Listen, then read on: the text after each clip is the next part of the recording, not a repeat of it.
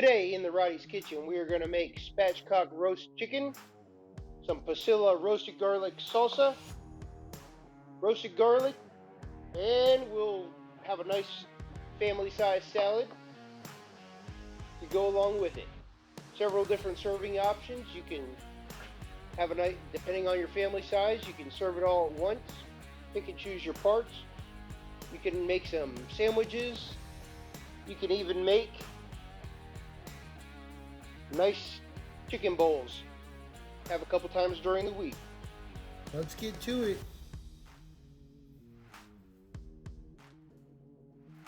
Chicken, tomatillos, green onions, lettuce, cilantro, serranos.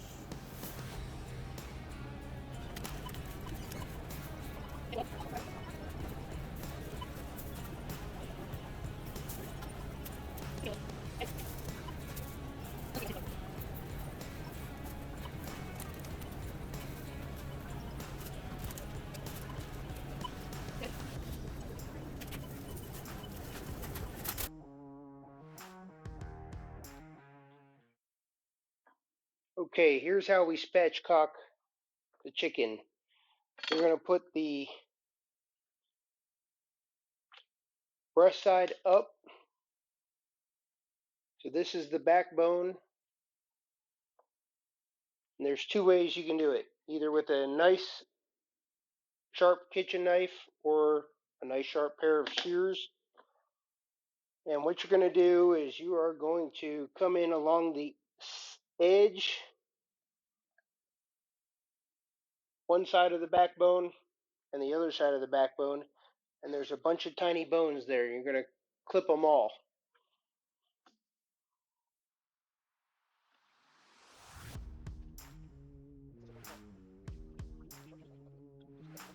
Just to show you the scissors, you do the same thing. It's a little easier with it up for scissors, and you just clip right along. Basically,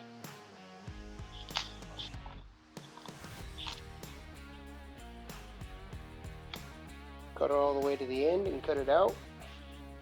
I didn't quite finish this side. Okay, and there's your backbone. This you want to take and this is not for you. This you want to take and throw in a Ziploc bag and add it to your stock pile. We'll also take the wing tips and put these in the stock pile. Now that you have your backbone missing, you basically just take and open this up and lay it flat on the cutting board. Press it down and kind of split it open. See, now that it's laying out nice and flat like that, when we go to roast it, we'll lay it flat out on a rack and it lets it cook a lot more even, and you get this whole nice skin area crispy and baking. Okay, here's how I season. The salt will help suck up some of that moisture again. It's not going to dry it out. It's going to help to pull up some of the proteins, and it will actually make it moister. I highly recommend using kosher salt. You could also use a pink Himalayan salt if you're going to grind it. Try to do it coarse grind. You really don't want to use the fine grind table salt because it's always too much salt. And we're just going to sprinkle a nice light layer on the skin. It's going to help to dry up the skin some. And that's it. Now, keeping it in the fridge, we're going to go ahead and use, I have a Cambro container and a rack that keeps the chicken up so air can flow around it. If you don't have one of these, maybe you have one of these old school, pretty much every oven that ever came out of somewhere had one of these. You can put it on this, or even better, if you have one of these, you hear the Roddy toys going off, and you can put it on here, set it in the fridge if you have room in your fridge. And then you can just pull it out, season it up, put it in the oven. Actually, I think that's what we'll go ahead and use today. One less dish to wash.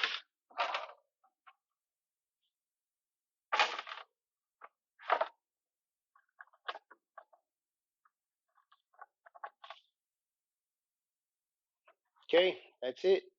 Now it's going to sit in the fridge overnight, no more than one night, 24 hours basically. Bottom shelf of the fridge, so it's the lowest thing in the fridge just in case it starts to drip, which you always want to have a pan under it anyways. Alrighty, now I'm going to bag up my bones, put them in the freezer for the next time we make stock. What are you doing in here, huh?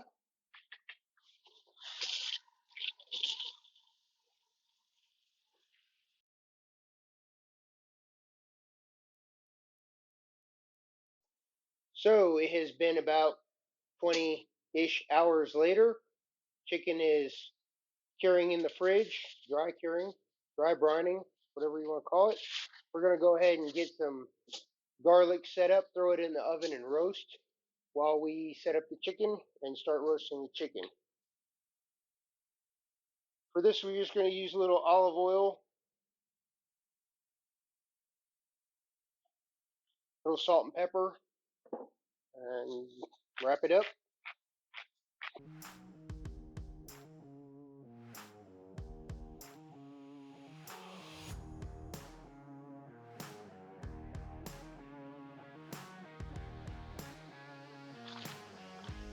We'll throw this on the top rack in the oven and let it sit.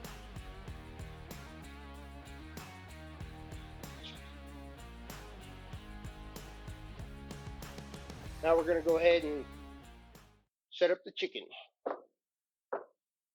To get the chicken going, we're going to make a rub, a wet rub, with some olive oil and some different seasonings. Now, I'm going to give you an approximation of the recipe down in the description. However, this is pretty much just adjustable. You can adjust it to whatever you prefer and whatever flavors you feel like. It's really just a process. Since we already put salt on the chicken to dry brine, we don't want to use a lot of salt in the cure, in the rub. So whatever I'm going to do is I'm going to use some Chipotle Chilli Pepper, some onion, oregano, basil. This is going to be Mexican themed, so some cumin and some Piquin peppers, which are nice and spicy. So we're going to go ahead and use our dedicated grinder here. This is just a coffee grinder that I use to grind my spices in.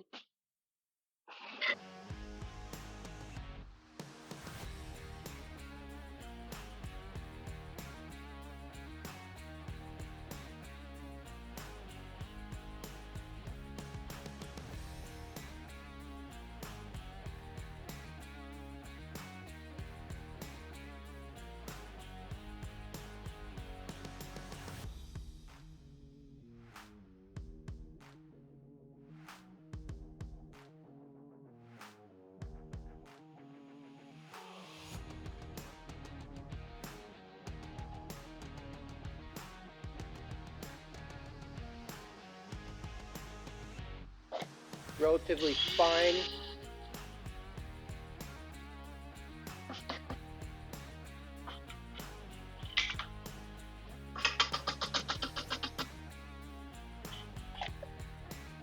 Okay.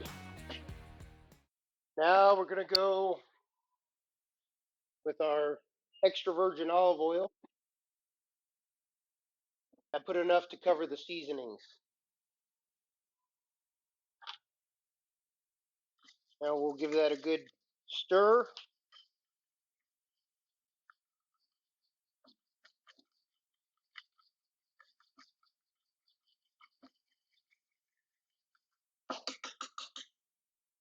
Good paste.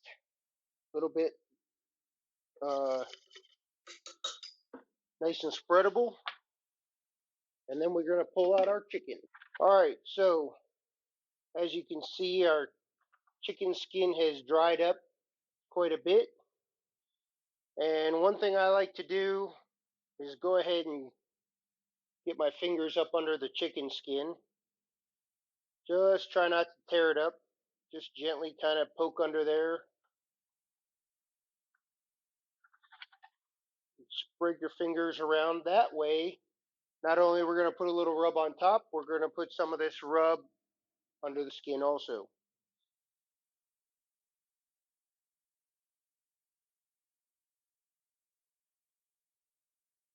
That'll also help the skin to crisp up, being separated a little bit from the meat.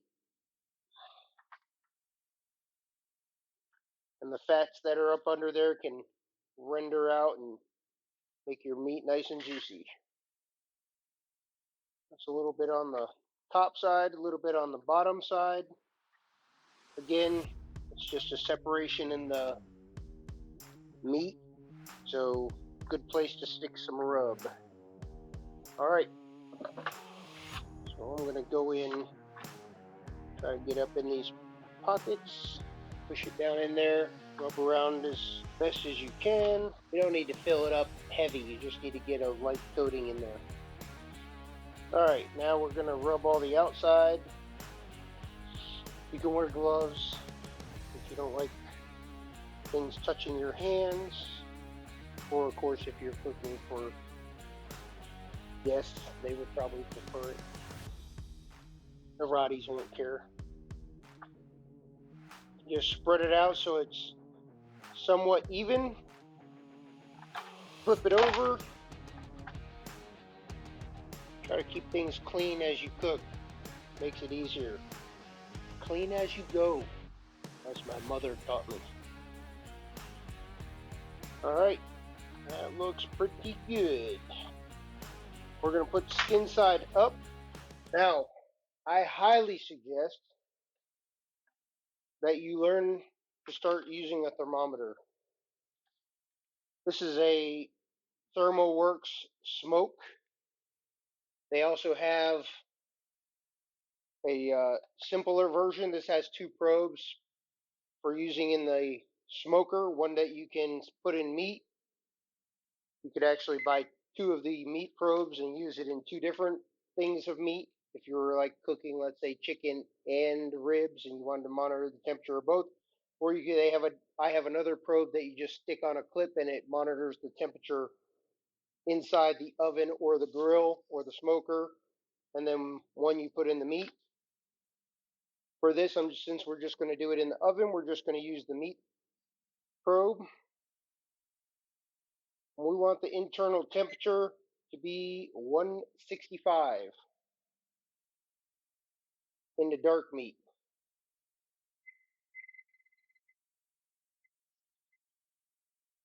Okay, now if you're looking at other brands of these types of thermometers, be wary of the temperature, high temperature that it allows.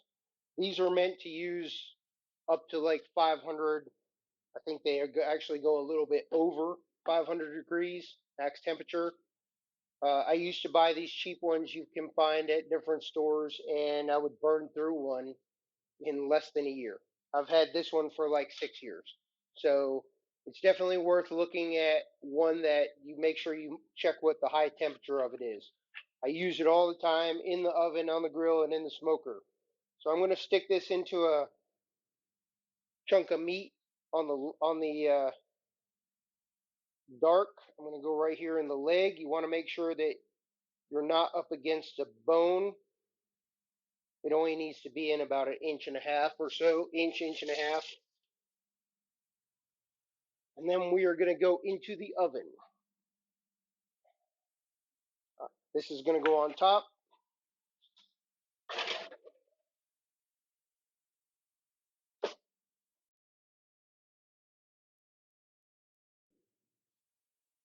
Okay, so since we cut up the spatchcock chicken last night, we have the backbone and the liver and the wing tips. I've been simmering for about an hour, and I also threw in a couple smashed cloves of garlic and a couple Pasilla peppers. Take this stem cap off the pepper. You can either just cut it up with a knife or get you a pair of scissors. I usually just use a knife, as I do for most things. Cut it open, and then you have all these seeds, which you can just dump out. Okay, and then you just have the dry body left. I just gave them a rough chop, and I'm actually going to go ahead and add these straight to the blender so that we have some chopped pieces in there, because I like the texture when I'm eating it. I'm going to go ahead and strain some of this broth. I'm going to go with about a cup. Make sure we don't have any bones. Looks like it's all Pasilla. I'm going to go ahead and dump that in.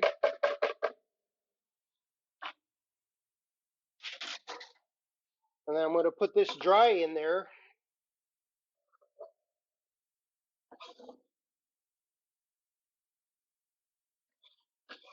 And then we're going to let that soak. Okay, so we're going to roast the tomatillos in the oven. And then we have some serranos. This is about 5 tomatillos and 3 serranos minced up. I've got this Kamal. You can use a cast iron pan or a carbon steel pan, or you can use a regular baking dish depending on what you have. I had this sitting in the oven and preheating, or heating up while the oven was preheating. So we're just going to go ahead and throw these on here. Throw them back in. Okay, so it's been about 20 minutes later. As you can hear, our alarm is going off. We're at 165. We're going to pull the chicken out, set it up here to rest.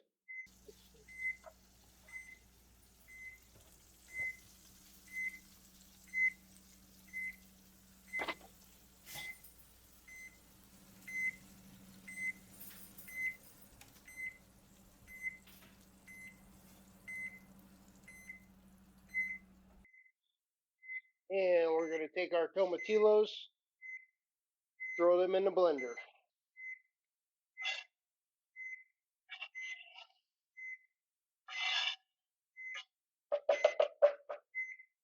Okay, turn our thermometer off. Now, while that's resting, we're going to go ahead and finish up our salsa. I've got cilantro, and I've washed a bunch. Uh, and basically, what I do is I don't see any point in wasting the stem, so I typically will use the stem part of the cilantro in especially in something I'm going to use in the Vitamix. Even when I'm serving it, I typically chop up the leaf half. I don't bother picking all the leaves off because by the time I've minced it up, it's not any issue. So we're going to go ahead and dump that in. I've also got 2 cloves of fresh garlic, and we're going to check on our roasted garlic here in a minute.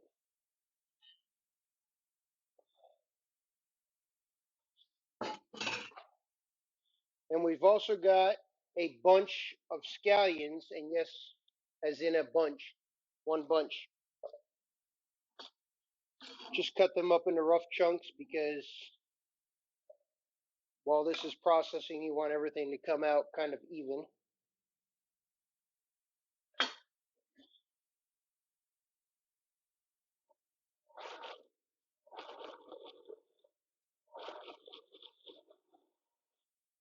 For the Vitamix, you want to start off slow. Otherwise, you're going to make smoothie.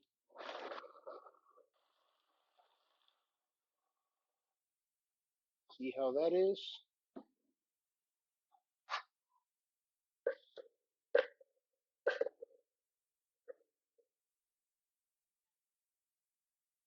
That's pretty good.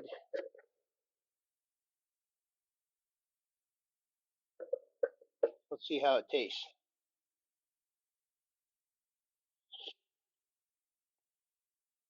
Tastes pretty good. Throw on the serranos. And we'll wait for the garlic. Okay, now we're going to start cutting up our chicken.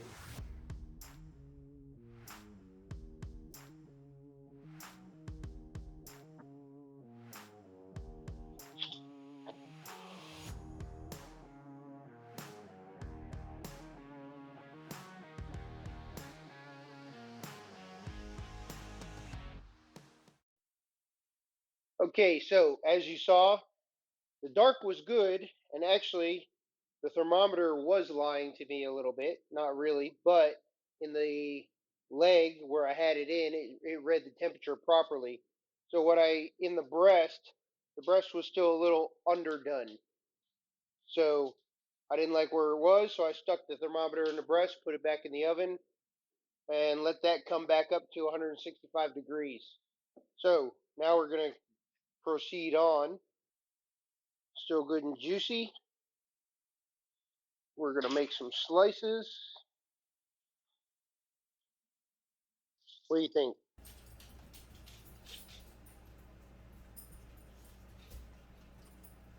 All right. Now let's get our roasted garlic out. So here's what we are looking for. See, we got some good brownage, and it's a nice soft texture. If you've never tried it this way, it's yummy. Spread it on sandwiches. Add it with some veggies, whatever your desire is. I'm going to go ahead and put some in our salsa now.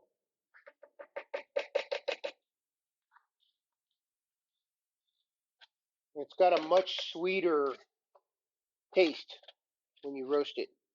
So it doesn't have that super strong garlic flavor. All right, finish our salsa. Just a little blend.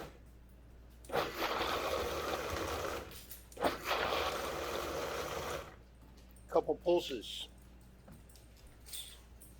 And we are ready to go.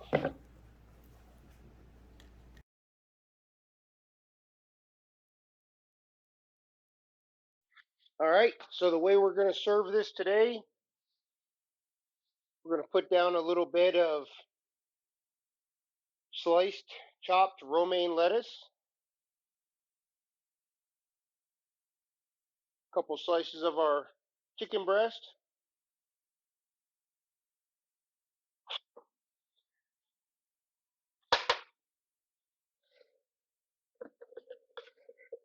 get a couple spoons of our salsa, spread it on top,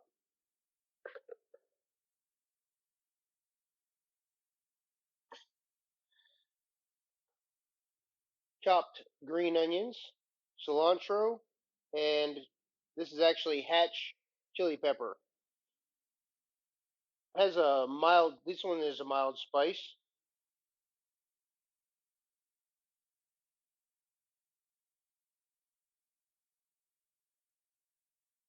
To finish it off, we'll just throw a little cheese on top.